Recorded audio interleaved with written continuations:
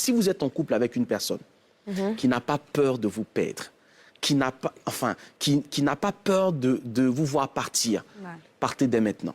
Mais du côté de la femme, c'est très important. Elle a besoin d'entendre son homme, de l'entendre la rassurer, de l'entendre lui dire qu'elle est belle, de l'entendre lui raconter tout et n'importe quoi. Oui, c'est important qu'une femme finisse une journée, qu'elle rentre à 20 h et qu'elle vous dise « Kadi m'a dit ci, une autre m'a dit ça ». Oui, c'est sa journée, elle a besoin de le dire. Et si elle n'arrive pas à vous partager ça, des choses qui paraissent pour vous peut-être sans importance, elle trouvera peut-être quelqu'un disponible autour de 22 h ou 23 h sur Messenger, WhatsApp ou je ne sais pas où, avec qui elle pourra commencer à avoir cet échange-là, elle pourra commencer à avoir ce commerce, et ça sera comme un rendez-vous. L'infidélité a démarré. Ouais. Parce qu'elle trouve le moyen de s'extérioriser, de s'exprimer avec quelqu'un d'autre, et à ce moment-là... Et la suite est inévitable, en fait. Mais dites-moi, il y a un adage qui est très africain, qui dit « On ne quitte pas son homme parce qu'il nous a trompés ».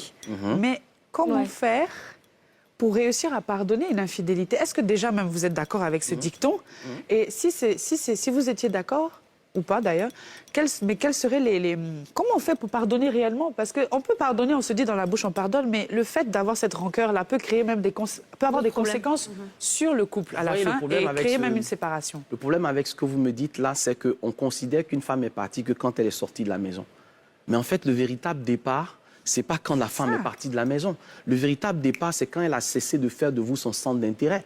En fait, une femme ne part pas de la maison. Non, une femme ne part pas de la maison quand elle a soulevé son sac. Quand elle a soulevé son sac, ça fait 3 ans qu'elle est partie. En tout cas. Donc, elle met énormément de temps à partir. Attention les hommes, écoutez bien s'il vous plaît. Si vous de vous faire des reproches. Quand une femme arrête de vous embêter, sachez qu'elle a commencé à partir déjà. Quand la femme arrête en fait de se plaindre, elle arrête de vous dire un certain nombre de choses, ne croyez pas qu'elle a accepté. Ne croyez pas qu'elle est passée à autre chose. Ne croyez pas qu'en fait, elle a fini par s'y faire. En réalité, elle est en train de préparer son plan B. Et ça, beaucoup d'hommes se rendent compte trop tard. C'est pourquoi, malheureusement, au moment où elle soulève sa valise et que tu lui dis non, ne pars pas... C'est un peu trop tard.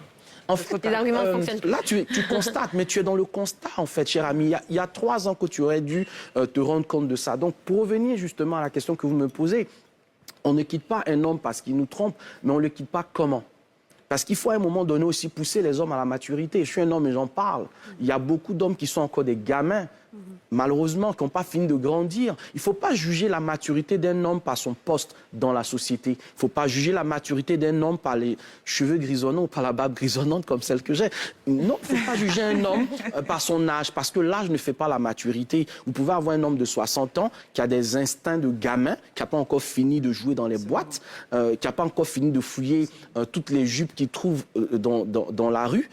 C'est pas ça le vrai problème. Le vrai problème, c'est le niveau de l'âge mental que cette personne-là a.